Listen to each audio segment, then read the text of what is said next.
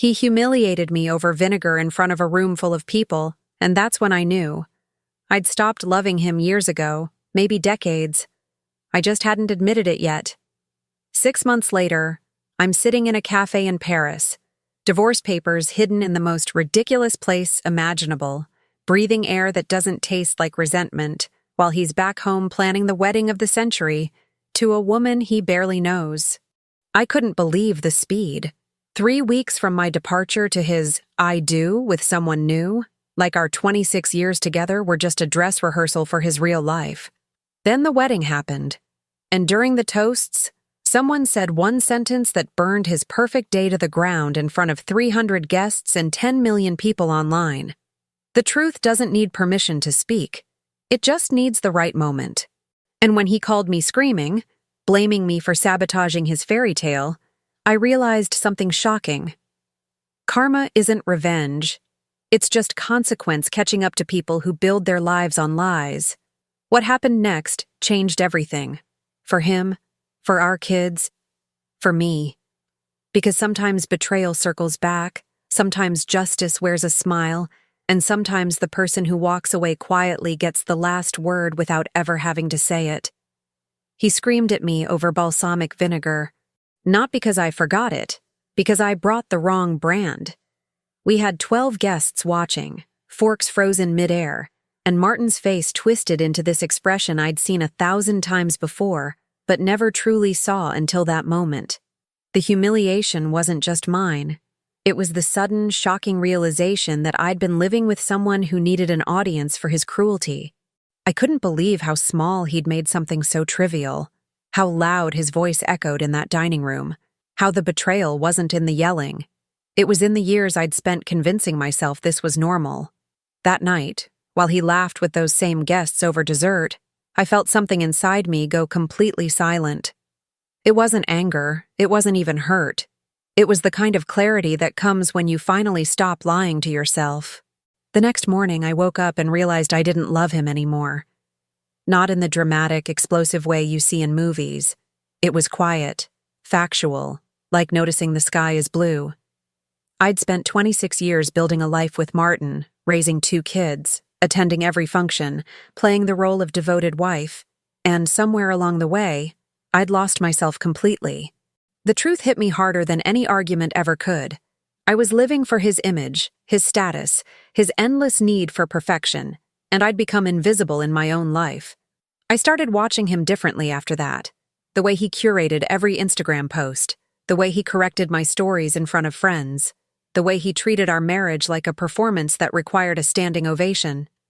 I felt backstabbed by my own acceptance of it all, by the dignity I'd traded for peace. But I didn't say a word. Not to Martin, not to our daughter Elena, not to our son Marcus. Instead, I became a ghost in my own house, moving through routines while my mind planned an escape so careful, so calculated, that no one would see it coming. I consulted lawyers in the next county, reorganized assets into structures he didn't even know existed, documented every expense, every debt, every piece of our financial puzzle.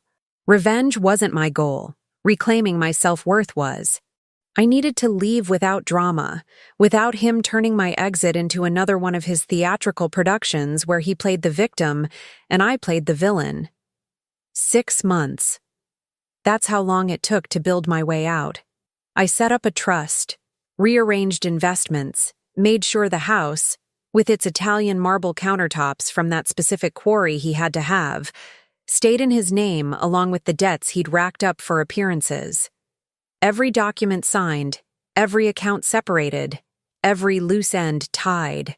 The brilliance wasn't in taking anything from him. It was in leaving him exactly what he'd built.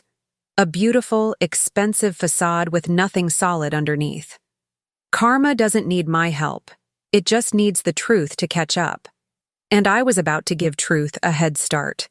I left the divorce papers in the pantry, tucked behind the vinegar bottles, the good balsamic, the one he'd humiliated me over. Poetic, maybe. Petty, definitely. But also the last place he'd look until he needed to perform again for guests. By the time he found them, I'd be gone. Not just from the house, not just from the marriage, from the entire country. I'd already booked the flight, found an apartment overlooking the Seine in Paris, and packed a single suitcase with everything that actually mattered. The rest, the furniture, the photos, the accumulated weight of a life I no longer recognized, could stay with him. The morning I left, I didn't look back.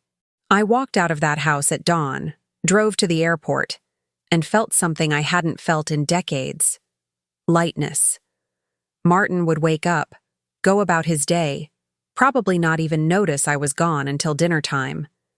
And when he finally found those papers, when he realized I'd orchestrated this whole exit without giving him a chance to control the narrative, he'd be furious. But I wouldn't be there to see it. I'd be breathing air that didn't taste like resentment, walking streets where no one knew my name or expected me to shrink myself to fit their expectations. Justice, I was learning, isn't always loud. Sometimes it's just the sound of a door closing softly behind you. Paris became my refuge in ways I never imagined. The first week I did nothing but walk, along the river, through narrow streets, past cafes where strangers sat alone with books, and no one questioned their solitude. I rented a small apartment in the Marais, nothing fancy, just a studio with tall windows that let in morning light, and a balcony barely big enough for a chair and my coffee. For the first time in 26 years, I woke up without dread. No one needed me to be anything except present. The vengeance I'd thought I wanted evaporated into something better. Indifference. Martin and that life felt like a story that had happened to someone else. I built a routine that was mine alone. Morning coffee at the corner bakery where Madame Dubois started recognizing me and saving a croissant before they sold out. Afternoons at small galleries, losing myself in art I didn't have to explain or justify to anyone. Evenings reading by the window or walking until my feet hurt, just because I could. The betrayal of my old life made this new one taste sweeter. Every quiet moment felt like reclaiming something stolen. I stopped checking my phone obsessively, stopped wondering what Martin was telling people, stopped caring about the family drama I'd left behind. This wasn't running away. This was finally running toward something real. I'd cut contact almost completely, changed my number, kept only Elena on a new email, told her I needed space to heal and I'd reach out when ready. She understood. Elena always did. She was 29, sharp as hell, working as an investigative journalist in Boston, and she'd seen her father's patterns long before I admitted them to myself. Marcus, though. Marcus was 26 and still completely under Martin's spell, still believing his version of events where I was the villain who abandoned the family. The truth didn't matter to him yet, but I couldn't save him from lessons he needed to learn himself. Karma has a way of teaching what love can't. My days in Paris weren't about forgetting. They were about remembering who I was before I became Martin's supporting actor. I started painting again, something I'd given up in my 30s because he said it was impractical and made a mess. I took a cooking class and learned to make things I actually wanted to eat, not just dishes that photographed well. I made friends with other expats, people who'd also left lives that didn't fit, and we shared stories without judgment. The shocking thing wasn't how much I'd lost, it was how much I'd never had in the first place. This peace, this quiet dignity, this sense of self-worth. It had been missing for so long I'd forgotten it existed. The city wrapped around me like a second skin. I loved the anonymity of it, the way I could sit in Luxembourg gardens and watch families without anyone expecting me to perform motherhood or partnership. I loved that no one here knew about the balsamic vinegar incident, the screaming matches, the slow erosion of my identity. Paris didn't care about my past. It only cared about who I was choosing to become. And I was choosing lightness over performance, substance over status, truth over the lies I'd told myself to survive. Payback, I realized, wasn't destroying Martin. It was building a life so genuine that his fake one couldn't touch it anymore. But peace, I'd learn, doesn't mean the past stays buried forever. While I was learning how to breathe again, 3 months into my Parisian Renaissance, I got a message that would prove the truth always finds its moment. An old acquaintance, Someone from my college days who'd somehow tracked down my new email, sent a note with a subject line that made my stomach drop. Thought you should know. Martin's getting married. I stared at that message for a full minute before opening it. I'd been so focused on reclaiming myself that I'd forgotten he was still out there, still performing, still building his next act. And apparently, he'd found his new leading lady faster than anyone could have predicted. The message had details I didn't ask for, but couldn't stop reading. Martin was marrying Catherine Bradshaw, some hotshot real estate developer he'd apparently been seeing for months, and the wedding was happening in exactly 3 weeks at a vineyard in Sonoma Valley. 3 weeks. I'd been gone 4 months, and he was already walking down the aisle again like our entire marriage was just a rough draft. The speed of it should have shocked me, but instead it felt almost predictable. This was Martin's pattern. Fill the void immediately, make it look perfect, control the narrative before anyone could question it. What caught my attention wasn't the wedding itself.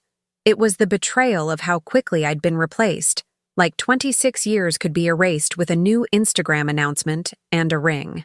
I sat in my Parisian apartment, coffee going cold, reading about Vineyard details and guest lists like I was studying a case file. Catherine Bradshaw. I didn't know the woman, but I knew the type. Successful enough to fund Martin's lifestyle, impressive enough to photograph well, convenient enough to step into the role I'd vacated. The infidelity timeline didn't even surprise me anymore. Had they been together before I left? Probably. Did it matter now? Not really. What mattered was the performance of it all. The rushed timeline, the expensive venue, the desperation to prove he'd won the divorce by landing someone better. I couldn't believe how transparent it was, how the whole thing reeked of someone trying to outrun their own emptiness. But something else in that message caught my eye. My contact mentioned that Marcus was in the wedding party, listed as a groomsman, standing up for a woman he barely knew, supporting his father's next act like a loyal prop in his latest production. That one hit differently. My son, the kid I'd coached through Little League and taught to drive, was choosing sides without knowing the full truth. Martin had clearly spun his story well. Abandoned husband finds true love. Devoted son supports his happiness. The family drama was writing itself, and I was cast as the absent villain. The shaming I felt wasn't about the divorce. It was about losing Marcus to his narrative before I'd even had a chance to tell mine. Elena, thankfully, wasn't buying it. 2 days after I got that first message, she called me. First time we'd spoken in weeks. "Mom, we need to talk about this Catherine situation," she said. And I could hear the journalist in her voice, that tone she used when she'd found something that didn't add up. She'd been digging, doing what she does best, and what she'd found was concerning. Catherine Bradshaw's real estate empire wasn't as solid as it looked. Expansion that didn't match revenue, credit lines maxed out, a lawsuit brewing that could blow everything up. "Dad doesn't see it," Elena said. "He's too busy planning the perfect wedding to notice he's marrying a house of cards. And Marcus. Mom? Marcus is going to get caught in the blast radius." I listened as Elena laid out her findings. Business filings that showed red flags, partners who'd quietly distanced themselves, developments that existed more on paper than in reality. Catherine wasn't just struggling. She was potentially running a scheme, building her image on debt and projections while reality crumbled underneath. The karma of it was almost poetic. Martin, who'd spent our entire marriage obsessed with appearances, was about to marry a woman whose entire life was a facade. He'd traded foundation for the illusion of success, and he didn't even know the ground was already shaking. "Should we warn him?" Elena asked. I thought about it for exactly 3 seconds. "He wouldn't believe us," I said. "And honestly, he needs to learn this one on his own." But Marcus was different. He was young, impressionable, and about to stand up in a wedding that might explode in spectacular fashion. Elena promised to try talking to him, but we both knew he wouldn't listen. He'd drunk too much of Martin's narrative, convinced himself that supporting him meant rejecting me. The humiliation he didn't know he was walking into made me ache for him. But some lessons can't be taught. They have to be experienced. And as much as I wanted to protect my son from the consequences of his father's choices, I knew this was part of his journey. Sometimes justice doesn't discriminate. Sometimes the people you love most have to touch the fire to understand it burns.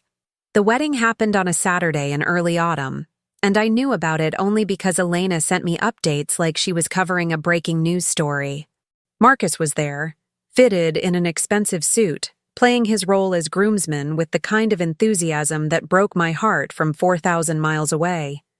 He'd posted about it on social media, photos of him with Catherine, captions about new beginnings and family. Every word a small betrayal that I'd learned not to take personally. This was Martin's production, and Marcus had auditioned for a part without reading the full script. The cheated feeling wasn't about him choosing his side, it was about him not knowing there were sides at all, just a father who'd rewritten history to make himself the hero. But the real knife came during the reception. Elena managed to get her hands on a video. Apparently multiple guests were recording because the venue was so stunning. And she sent it to me with a warning. You're going to want to sit down for this. I watched Marcus stand up during the toasts, glass of champagne shaking slightly in his hand, and deliver a speech that could have been written by Martin himself. He talked about how Catherine was the woman Dad deserves, how she'd stepped up when others stepped out, how their love was proof that second chances exist. Every sentence was a carefully crafted erasure of me, of our family's history, of the truth. The dignity I'd worked so hard to reclaim felt suddenly fragile, like watching my son rewrite our story and not being able to correct the record. The worst part? He was good at it. Marcus had inherited Martin's gift for performance, for saying what an audience wanted to hear, for making a moment feel important even when it was hollow. People applauded. Some cried. Catherine looked moved, pulling Marcus into a hug that the photographer captured from 6 different angles. And I sat in my Paris apartment, watching my son publicly declare allegiance to a narrative built on lies, feeling a kind of vengeance toward Martin I thought I'd moved past. He hadn't just replaced me. He'd recast our son in a story where I'd never existed. The backstabbed sensation was visceral, unexpected, proof that distance doesn't always mean detachment. But then something happened that Elena's warning hadn't prepared me for. After Marcus sat down, after the applause died, the DJ handed the microphone to someone else. A woman I didn't recognize, someone Elena's text identified only as old friend of the bride. She introduced herself as Claire Witherspoon, spoke with this smooth confidence that made everyone lean in, and started what sounded like a standard wedding toast. She praised Catherine's vision, Martin's grace, their perfect partnership. The guests relaxed. Martin beamed. Catherine raised her glass. And then Claire said something that made the entire tent go silent. You know what I love most about Catherine? She builds dreams. And dreams don't need foundations, they just need people who believe hard enough. The pause that followed was deafening. It wasn't applause. It was confusion. The sound of 100 brains processing whether that was a compliment or something else entirely. Claire didn't stop. I mean, take Catherine's latest development project, the one with the interesting financing structure, or that partnership that dissolved so quietly last month, or those expansion plans that look better on paper than in reality. Each sentence landed like a grenade wrapped in charm. Guests started looking at each other, at Catherine, at Martin. The shocking realization spread through that tent like wildfire. This wasn't a toast. This was an exposure. And someone had clearly done their homework, because every question Claire asked was precise, surgical, impossible to dismiss as jealousy or misunderstanding. Catherine's face went from proud to pale in seconds. Martin's smile froze into something brittle, his eyes darting between his new wife and the crowd like he was trying to calculate damage control in real time. Claire finished with a line that would haunt him forever. So here's to Catherine and Martin. May your foundation be stronger than your facade. She raised her glass, drank, and walked away while the tent stayed silent. Someone's phone was recording. Multiple phones, actually. And by midnight, Elena texted me again. "Mom, it's everywhere. TikTok, Twitter. Worst wedding toast ever is trending. Dad's perfect day just became a viral disaster." I stared at that message and felt something I hadn't expected. Not satisfaction, not revenge, but a kind of quiet awe at how truth doesn't need permission to speak. Later, Elena told me what she'd pieced together. Claire Witherspoon had been Catherine's business partner years ago, one of the people who'd quietly distanced themselves when the red flags appeared. She'd lost money, apparently, a lot of it, in one of Catherine's failed developments, and the bitterness had festered. The wedding invitation had been Catherine's attempt at reconciliation, at keeping up appearances with old contacts. Claire had accepted, showed up, and decided truth was the best toast she could give. She hadn't planned for the cameras, hadn't known it would go viral. She'd just wanted to say what everyone else was too polite to acknowledge. The karma wasn't orchestrated, it was just inevitable, like water finding a crack. My phone rang at 2 a.m., Paris time, and I knew before answering it would be Martin. I'd changed numbers, kept my contact information limited, but somehow, probably through Marcus, he'd found me. His voice came through like a hurricane, screaming, accusations, words tumbling over each other so fast I could barely distinguish them. "You did this. You sabotaged my wedding.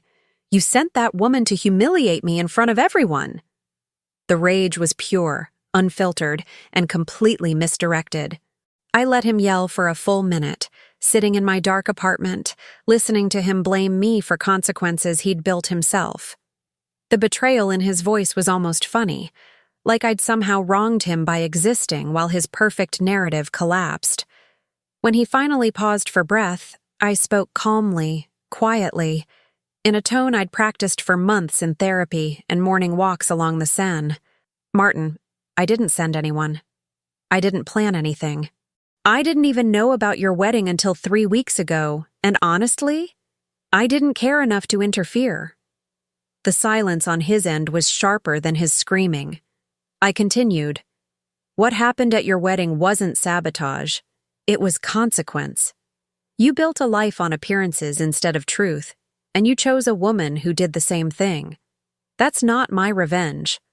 That's just reality catching up."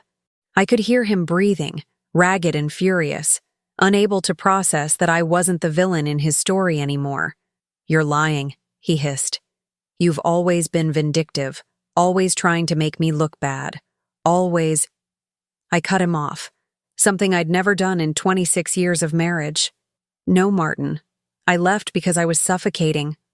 I rebuilt my life because I deserved better than being your supporting actor. And what's happening to you now? That's not karma delivered by me. That's karma delivered by the choices you've made every single day since I left. You wanted foundation to look like facade. You got exactly that. And now it's crumbling, and you need someone to blame who isn't yourself." The truth in those words felt like liberation, like finally saying everything I'd swallowed for decades.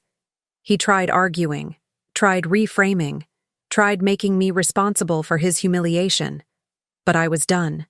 "I hope you find what you're looking for, Martin. I really do. But it won't be by blaming me for the consequences of marrying a woman you barely knew just to prove you'd moved on faster."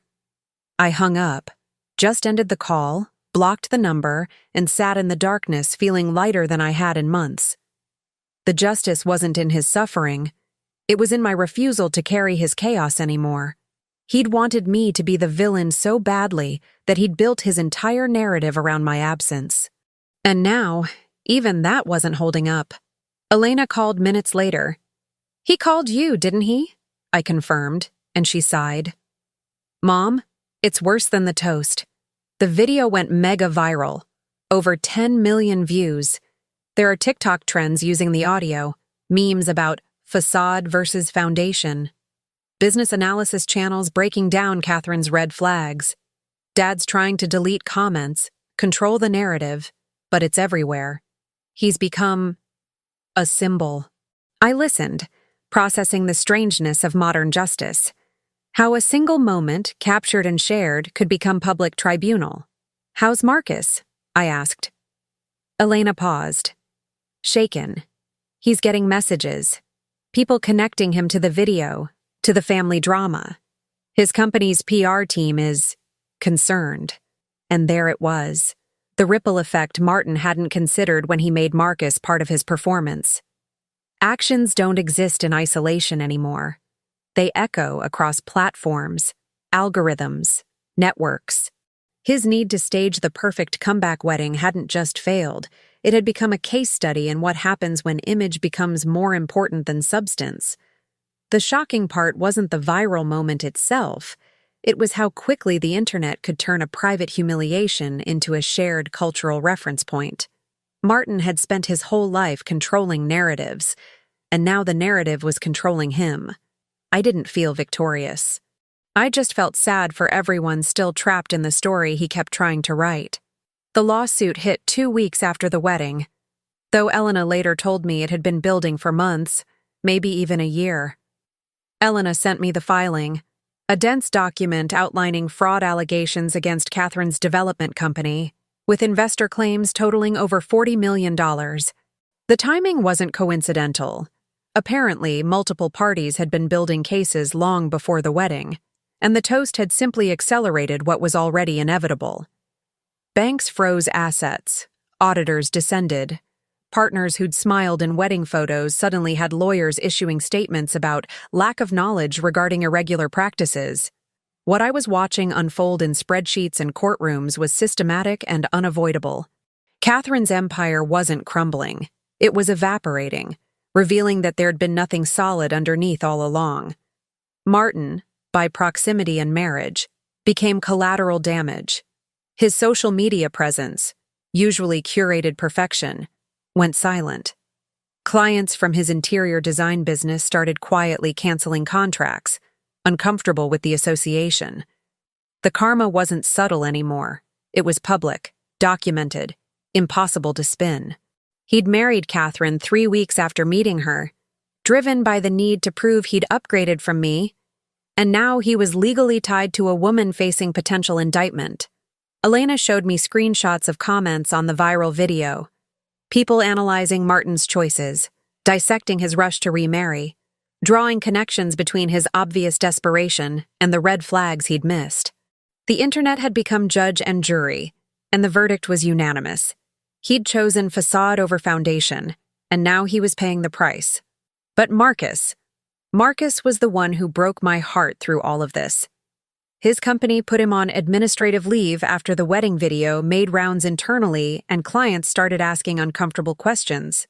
He'd been rising fast in finance, building credibility. And suddenly he was the guy from that viral disaster, the son who'd publicly endorsed a potentially fraudulent stepmother at his father's wedding. A wedding that became a trending symbol of image over substance. The humiliation he felt wasn't abstract. It was professional, personal, devastating. He wasn't being punished for loving his father.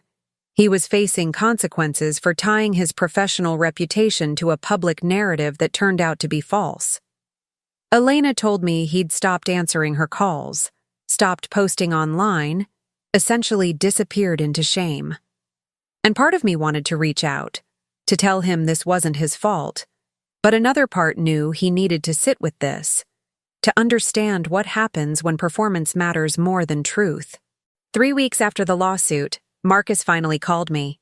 Not Martin's number, not a blocked ID, his own phone, his own voice, shaking but clear. "Mom, I'm so sorry. I didn't understand. I bought everything Dad said, and I stood up there and He couldn't finish. I heard him crying, really crying.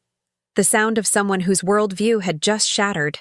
I wanted to be angry, wanted to remind him of all the times he'd dismissed me, sided with his father, erased me from his version of events. But all I felt was sadness for the lesson he'd had to learn in such a public, brutal way. "Marcus," I said quietly, "you were loyal to the wrong story. But that doesn't make you a bad person. It just makes you human." We talked for 2 hours. He told me everything. How Martin had coached him on what to say at the wedding. How he'd convinced him Catherine was exactly what the family needed. How he'd genuinely believed I'd abandoned them rather than escape toxicity. He'd started therapy after the professional blowback, was working with a counselor who was helping him untangle the narratives he'd internalized. I defended him because I thought that's what sons do, he said. I didn't realize I was defending a lie. The backstabbed feeling he described mirrored my own from years earlier. That moment when you realize the person you trusted most had been manipulating your reality. Justice, I thought, isn't always about the guilty suffering. Sometimes it's about the innocent finally seeing clearly. He asked if we could rebuild our relationship, if I'd be willing to start over, if forgiveness was possible. I thought about all the anger I'd carried, all the resentment from watching him choose his father's version of events, all the humiliation of being erased from his speech.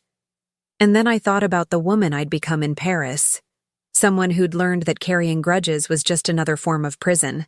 Yes, I told him, but on foundation this time, not performance. Real conversations, real honesty, real work. No more pretending things are fine when they're not. He agreed immediately, desperately, like someone grabbing a lifeline. We weren't fixed, not by a long shot, but we'd started the actual repair, the kind that required both of us to show up truthfully. And that felt like its own kind of payback against Martin's legacy, taking back the relationship he'd tried to control. Catherine disappeared first. 2 months after the wedding, after the indictments came down, after her passport was flagged, she just vanished. Offshore accounts, allegedly. Elena's journalist contact said she'd been planning an exit strategy long before she married Martin, that the wedding itself might have been part of some larger scheme to appear stable while she moved assets. The betrayal Martin felt must have been extraordinary, used as a prop in someone else's con, abandoned the moment the heat got real. He'd thought he was trading up from me. Instead, he'd married a more sophisticated version of what he'd accused me of being. Someone who left when things got uncomfortable. The irony was so sharp it could cut glass. But unlike Catherine, Martin couldn't run. He was named in civil suits as a spouse who'd benefited from potentially fraudulent funds. The Vineyard wedding, the renovations to our house, which Catherine had apparently financed with investor money. The lifestyle upgrades he'd posted about endlessly on Instagram. Lawyers froze joint accounts. His design business imploded as former clients either sued to recover deposits or simply ghosted him entirely. The man who'd built his entire identity on curated perfection was now associated with fraud, deception, and public humiliation. The shocking speed of his fall matched the shocking speed of his remarriage, both driven by the same desperate need to control how others perceived him. He lost the house, the one with the Italian marble he'd screamed at me about, the custom everything, the facade of success. Foreclosure proceedings were public record, which meant another round of viral commentary, another wave of schadenfreude from strangers who'd watched his wedding toast disaster. He moved into a small apartment, the kind he would have mocked during our marriage, and his social media went completely dark. Friends who'd attended that Vineyard wedding quietly unfollowed, distanced themselves, protected their own reputations. The isolation he experienced was the isolation he'd once wielded as a weapon, cutting people out who didn't serve his image, dismissing anyone who questioned his choices. Karma had simply returned the favor. Marcus told me he'd tried reaching out to him, asking for money, for support, for him to publicly defend him against the lawsuits. Marcus had refused, not out of cruelty, but out of self-preservation and newfound clarity. I can't save him from consequences he built, Marcus told me during one of our weekly calls. And honestly, Mom, I think he needs to hit bottom. He needs to feel what it's like when the performance stops working. The dignity in his voice reminded me why I'd fought to rebuild our relationship. Underneath Martin's programming, Marcus had always been capable of truth. He was learning, painfully but necessarily, that loyalty to family doesn't mean enabling their destruction. Elena kept tabs on the legal proceedings, more out of professional curiosity than personal investment. Catherine's trial was scheduled for the following year, with Martin potentially called as a witness. The business school case study someone had joked about in the viral video comments actually materialized. A professor at Penn was using the wedding toast incident to teach about due diligence and the dangers of image-driven decisions. Martin had become an example, a cautionary tale, a symbol of what happens when you build your life on how things look rather than what they are. He'd spent decades obsessed with appearances, and now his appearance was all anyone remembered, just not in the way he'd wanted. I thought about calling him once, just to check if he was okay, if he needed anything, if there was any way to offer support without enabling his patterns. But Elena talked me out of it. He'd either reject it as pity or weaponize it as proof you still care, Mom. Either way, it becomes about his narrative again. Let him sit with this. Let him figure out who he is when no one's watching, when there's no audience to perform for. And she was right. Martin's reckoning wasn't mine to manage. I'd spent 26 years trying to stabilize his chaos. The most loving thing I could do was step back and let him experience the full weight of his choices. Sometimes the kindest distance is the one that allows someone to finally meet themselves. 6 months after the wedding disaster, during those quiet months where nothing dramatic was happening in my world while his was unraveling, I met Jean-Luc at a bookstore in the Latin Quarter. He was French, 52, a professor of comparative literature who moved through the world with this quiet self-assurance that felt revolutionary after Martin's constant need for validation. We'd both reached for the same book, a poetry collection by Wisława Szymborska, and laughed at the coincidence. "Great minds," he said in accented English, and something about his smile made me want to know everything about his mind. We had coffee, then dinner, then weeks of conversations that felt like coming home to a language I'd forgotten I spoke. Jean-Luc didn't care about my past, didn't need me to be anything except present.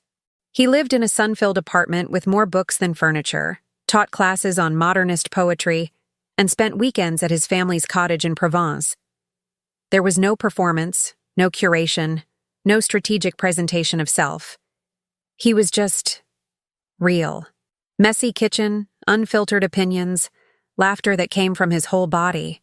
Being with him felt like the opposite of everything I'd survived with Martin. Foundation instead of facade, substance instead of status, genuine connection instead of transactional relationship. The reclaiming of my capacity for love felt like the final piece of healing I hadn't known I needed. Our relationship developed slowly, naturally, without the rush that had characterized Martin's rebound with Catherine. Jean-Luc had been married before too, understood the scars that come from choosing wrong, appreciated the work it takes to trust again. We talked about literature and art and politics and pain, building intimacy through honesty rather than projection. He met Elena via video call, and they bonded instantly over books and journalism and shared exasperation with people who live for appearances. When I told Jean-Luc about the balsamic vinegar incident, he looked at me with such gentle sadness and said, "You deserved so much better than being someone's audience." And I realized, yes, I did. And now I had it. Marcus met him when he visited Paris that spring. He was cautious at first, protective maybe, or just wary of seeing me with someone who wasn't his father. But Jean-Luc won him over the way he won everyone, by being genuinely interested in who he was, asking about his recovery from the professional setbacks, sharing his own stories of reinvention after divorce. By the end of the weekend, Marcus pulled me aside and said, "Mom, he's incredible. And you look happy, like actually happy. Not performing happy." The validation from my son felt like a gift I hadn't known I needed. Proof that the life I'd built wasn't selfishness, but survival. Not revenge, but reclamation. The family we were building looked nothing like the one I'd left. Weekly video calls with both kids where we talked about real things. Therapy insights, career struggles, relationship fears, honest reflections on the past. Boundaries that were respected instead of trampled. Visits planned around genuine desire to connect rather than obligation to perform. Elena started joining me and Jean-Luc for long weekends in Provence, bringing her current partner, building new traditions that had nothing to do with Italian marble or perfect photographs. Marcus was slowly learning to do the same, though the wounds from his father's manipulation still needed time to fully heal. We were becoming a family based on truth, and it felt revolutionary. But the best part, the part that felt like justice in its purest form, was the peace. Waking up next to someone who loved me without needing to fix or change or showcase me. Walking through Paris holding Jean-Luc's hand and feeling grateful instead of performing gratitude. Building a life that was mine because I chose it, not because someone else scripted it. Martin's fall had been spectacular, public, comprehensive. But my rise was quiet, private, real. And in the end, that difference was everything. Sometimes it's about building something so genuine that their fake version can't even compare. Sometimes it's about choosing foundation and watching facade crumble in the rearview mirror. So tell me, have you ever walked away from something that looked perfect but felt like poison? Have you ever watched someone chase image over substance and wondered when reality would catch up? Drop your story in the comments. I want to hear about the moment you realized you were living someone else's script, or the time you watched karma deliver a lesson you didn't have to teach, or even just your thoughts on whether silence is really more powerful than confrontation. What would you have done differently? What part of this story hit hardest for you? And listen, if this resonated, if it made you feel something real, if it reminded you that choosing yourself isn't selfish, it's survival, subscribe to this channel and turn on notifications. Because we're just getting started with stories about reclaiming dignity, exposing the truth behind perfect facades, and exploring what real justice looks like when you stop performing and start living. These aren't fairy tales. They're the messy, complicated, sometimes brutal stories about what happens when foundation finally matters more than appearance. And trust me, you won't want to miss what's coming next.